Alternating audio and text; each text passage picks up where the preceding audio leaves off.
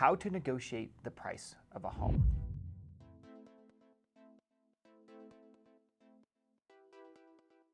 The process is pretty easy. Of course, you go out, look at homes, you negotiate with the seller, reach an agreement, and get the home. Our process is pretty simple in the offers.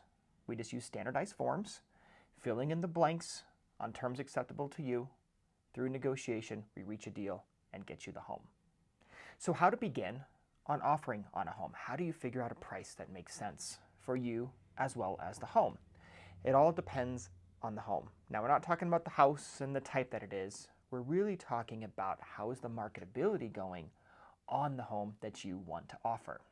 So the first thing that we find out as agents is there competition on the home?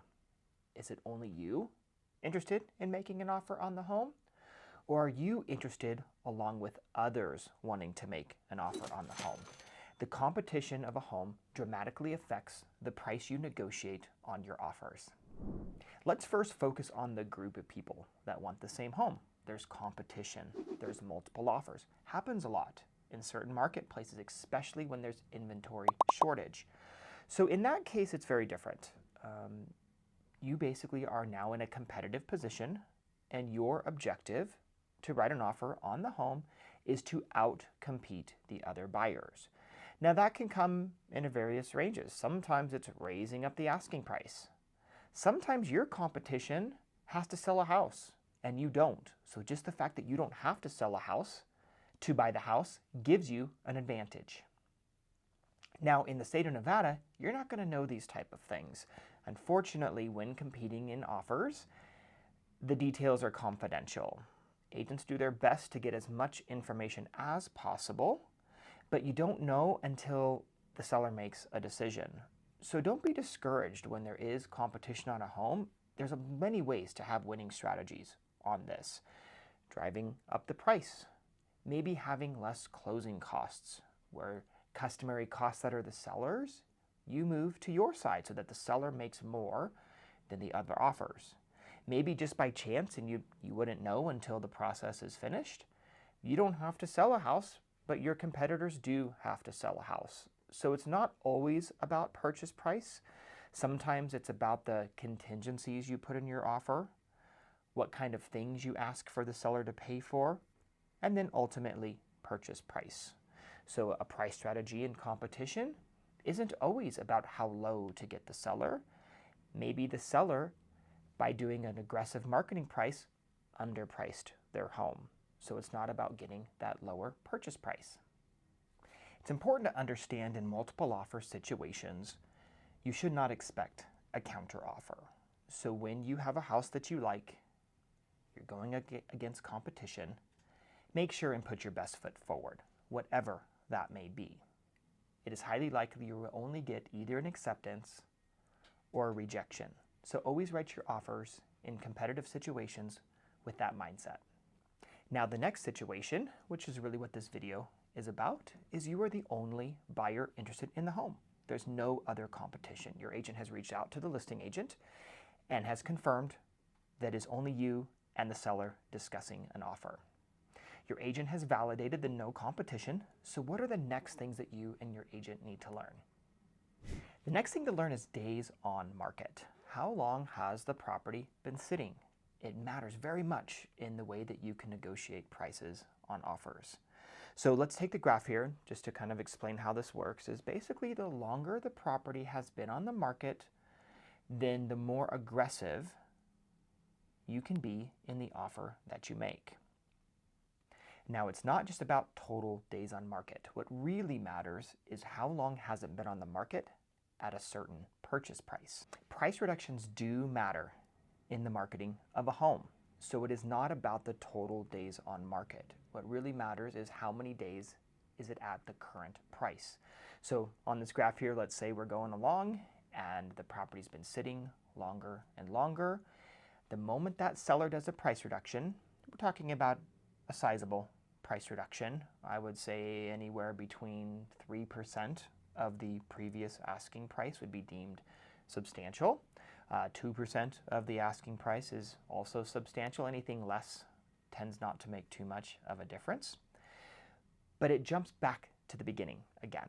So a price reduction is the same thing in the marketplace as a new listing, so long as the price reduction is a reasonable percentage reduced. So now the process starts over again, and we can find this through history reports. So how long is long enough to start negotiating prices on properties? Well, it really depends on the market, and your agent has marketing tools to help compare this house to what's happening in the marketplace.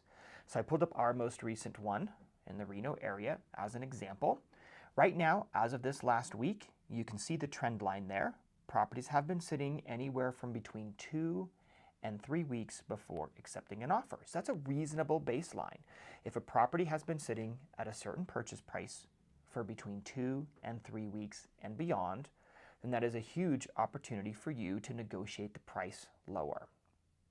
Anything less than that, then you're not going to have probably as much negotiating room. So to visualize it, let's look at this compared to the days on market of Reno overall. So anything less than 20 days, the closer you get to zero, you can expect to have less aggressive offers. Maybe full asking price, maybe above asking price. It just depends on competition. As competition fades away and as those days get more and more in line with the marketplace, then there's more negotiating room. Once you surpass the median days on market, now you can start making more aggressive offers. Now we'll talk about tricks because everybody still has to agree, but it's reasonable to expect that there's going to be more negotiating, more opportunities for back and forth through counter offers to get the seller as low as possible. So the more days on market at the existing marketing price, the more aggressive a buyer can be when making offers. For the latest insight, tips, and market updates for the Northern Nevada real estate market, be sure to hit subscribe. We'll do weekly updates to keep you informed of what's the latest. Also be sure to explore our Northern Nevada house search. So we know how to find total days on market. You can see that online, you can see that on Zillow. That's where you see a lot of the misunderstandings about property sitting because the public can't see the same information that agents can. So let me show you the report that we have access to. I'll give you one house as an example at a house on 1621 Mountain Lane. So you can see that home hit the market on April 14th. It did not receive an accepted offer until June 13th, 2 months later at the same marketing price. Notice there were no price reductions. So that home is a huge opportunity to become more aggressive in offers. Now it's up to the seller to agree, but those are huge opportunities to offer more aggressively, do some negotiating, and get the seller lower in price. Now let's look at another example. Total days on market are very similar, but the history of the listing tells a very different story. So on 2028 White Cliff Drive, you can see that it hit the market May 18th. But notice that that home went under contract in only 2 days, which means the home was priced in a reasonable range and likely the offer accepted was not very aggressive and in alignment with the marketing strategy of the seller. Then on June 13th, the property fell out of escrow, went back on the market. Then it went right back into contract only 3 days later. So that goes back to show that the history of the property matters, not just price reductions, but also did it go back on the market? And is it a really attractive property that other people wanted? Both properties are on the market about the same total days. So if you looked on Zillow, you would think both are stale listings. Not the case. So we have access to these reports and we use these every time to make sure that our clients are getting the best competitive offer possible. Now we talked about more days on market, like the example I gave, took 60 days for that particular house at the same marketing price, did not fall out of escrow to get an offer. So that would say that you'd want to write a very aggressive offer. But what happens if the seller does not agree to that strategy and they reject you? They don't even send you a counter offer because you wrote too aggressive an offer. A really winning strategy is go right back in and write an offer at a stronger starting place. You just offered too aggressive. It happens sometimes. Start at a different number, and then the negotiations can begin. We've had great success with this strategy where folks accidentally, we advise accidentally, offering too aggressively when there's no competition, the seller disagrees with our starting price, rejects the offer. The second the rejection comes in, minutes later, shoot another offer over to the seller at a higher starting price to show you're serious, to show you want to find an agreement, but you want to get as low a price as possible. A very winning strategy when your offer is rejected and there is no other competition. Now, if you have multiple offers, your offer is rejected, somebody else outcompeted you, that would not be an appropriate time to rewrite an offer. This example would be if you were the only buyer on the home, there's no other interested buyers, and the seller rejects your offer. You just started too aggressively. Let's give some more tricks about winning strategies on negotiating the price of a home. If you are trying to get the seller below their asking price, never have a take it or leave it mindset. It never works. When you are offering lower, what you're presenting to the seller is that I want to negotiate. So you need to be in the mindset for counteroffers, for back and forth, for finding a middle ground. Aggressive offers does not mean here's my number, take it or leave it. That is not a winning strategy in real estate. You should present your number. Maybe with luck, the seller is in a corner and flats out accepts it because they don't want to lose you. Or maybe that's not the case and they send you a counter offer. Now you can be tight to your numbers, but you should expect to come back at a different number when aggressively negotiating a real estate contract. So the marketing price is here, you start here, the seller goes here. You need to plan on coming back and saying here if you don't agree to the seller's counter offer. Sometimes the seller's counter offer is acceptable. We accept, we're in contract. Sometimes it's not, but never do an aggressive negotiating strategy being firm on your terms. You should plan on some negotiating range to have a winning strategy. Remember this, that Murphy's Law is real.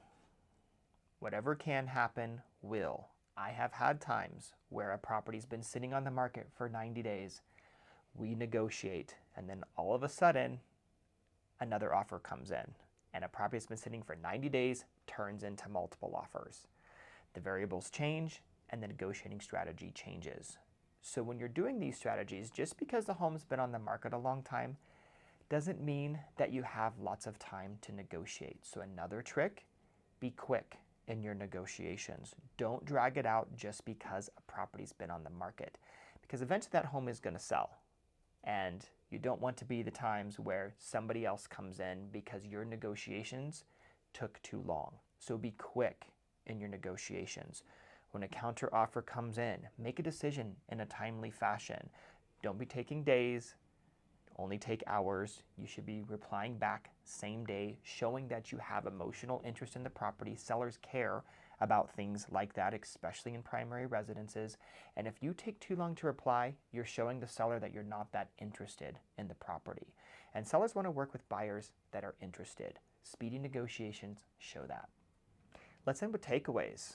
So first and foremost, is there competition on the home? That matters above all else. Does not matter how long the property's been on the market. Is there competition?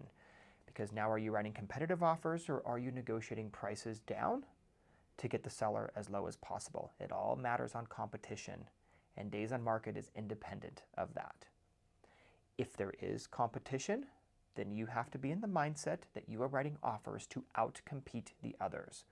Sometimes that's price, sometimes that's contingencies, sometimes you're just a stronger buyer anyways and your conditions outcompete the other buyers.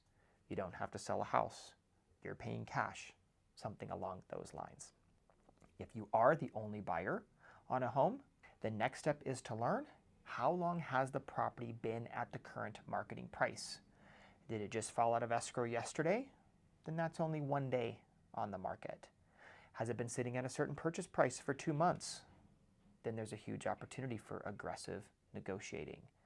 Did they just do a $100,000 price reduction 2 days ago, even though the property's been on the market for 3 months? That matters in the negotiating strategy. So it's always based upon the most recent marketing price and how long it has been on the market at that price.